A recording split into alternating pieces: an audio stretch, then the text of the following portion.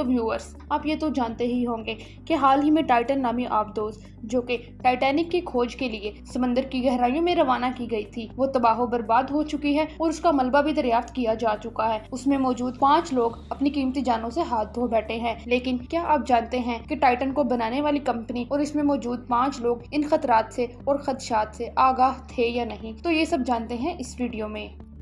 तो नाजरीन, इंसान की खोजने की फितरत ने उसे नत नए तजर्बात पर आमादा किया है। इंसान ने हवाओं को मुसख्खर कर डाला है, कला के फासले तय कर दिए हैं और समुद्र की गहराइयों का कोई गोशा ऐसा नहीं छोड़ा जिसमें इंसान ने अपनी काबिलियत ना आजमाई हो। लेकिन कभी कभार ये तजर्बात इंसान के लिए जानलेवा भी साबित हो सकते हैं। ऐसी ही एक कहानी टाइटन की भी है। नाजरीन, टाइटन नामी आबदोज अमेरिका की कंपनी ओशन गेट की तैयार करदा थी, जिसे तकरीबन आज से 110 साल पहले डूब जाने वाले जहाज टाइटैनिक की खोज के लिए रवाना किया गया था। कुल 5 अफराद इस मुहिम के लिए रवाना किए गए। 18 जून 2023 को सुबह 9:30 पर यह आबदोज बहरे ओकेनूस की गहराइयों में रवाना हुई और इसका राब्ता इसकी मदरशिप पोलर प्रिंस से था। हर 15 मिनट के बाद टाइटन अपनी मदरशिप को एक सिग्नल भेजता है जिससे इसकी सेफ्टी की यकीन दहानी की जाती है। लेकिन करीबन 1.5 घंटे के बाद इससे सिग्नल मिलना बंद हो गए। लेकिन इस बात से उन्हें कोई परेशानी ना हुई, क्योंकि इससे पहले भी इसका राब्ता मुनक़ता हो जाया करता था। ये पहले से तय था कि अगर राब्ता मुनक़ता हो भी जाए तो तकरीबन 4:30 बजे टाइटन दोबारा सरफेस पर वापस आ जाएगी।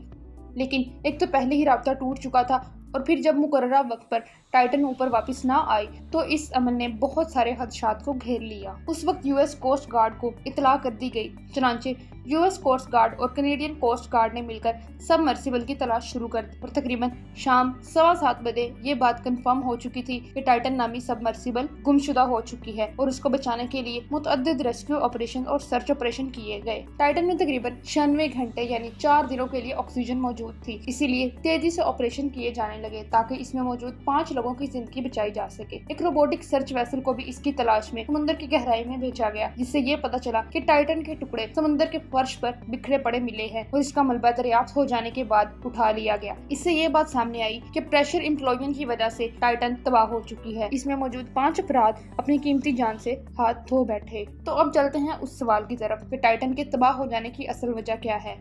तो व्यूअर्स, दरअसल टाइटन को बनाने के लिए कार्बन फाइबर का इस्तेमाल किया गया था, जो कि समुद्री सफर के लिए गैर मौजू मटेरियल था। इसकी बजाय आमतौर पर आबदोज स्टील या एल्यूमिनियम के मटेरियल से बनाई जाती है। इसके अलावा इसे आम वीडियो गेम के रिमोट कंट्रोल से कंट्रोल किया गया था। इसकी सिक्योरिटी को लेकर बहुत से खदशात लाहक थे, जिसकी इतला ओशन गेट को दी गई थी, लेकिन इस बात पर ध्यान ना दिया गया। समुद्री माहिरीन का ये कहना था कि इस पर सफर करना लोगों की जिंदगी के लिए खतरे का बाइस हो सकता है, लेकिन ओशन गेट का कहना था कि ये इससे पहले भी समंदर में भेजी जा चुकी है, सो इस बात को कोई अहमियत ना दी गई और ये लापरवाही 5 कीमती जानें निकल गई। इनमें से 2 अपराध पाकिस्तानी नियाद बरतानवी बिजनेसमैन शहजादा दाऊद और उनके 19 साला बेटे सुलेमान दाऊद भी थे, जो कि यूनिवर्सिटी के तालिबे इल्म थे।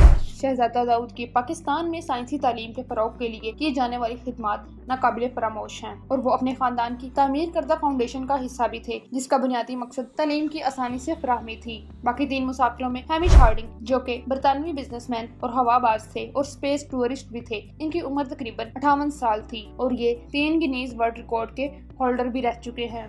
पॉल हेनरी, जो कि साबका फ्रांसीसी नेवी के कमांडर, गोताखोर और आबदोज पायलट थे। ये इससे पहले भी कई बार टाइटैनिक का नजारा करने के लिए समुद्र में जा चुके थे। इनको मिस्टर टाइटैनिक के नाम से भी जाना जाता है। इस कहानी का सबसे अहम किरदार स्टॉकटन रश हैं, जो कि 61 साला अमेरिकन आबदोज पायलट, इंजीनियर और बिजनेसमैन थे। ये ओशन गेट के चीफ एग्जीक्यूटिव और फाउंडर भी थे। इनका नाम उन्हीं लोगों की फहरिस्त में शामिल हो गया जिनको उन्हीं की इजाद करदा चीजों ने मौत के घाट उतार दिया।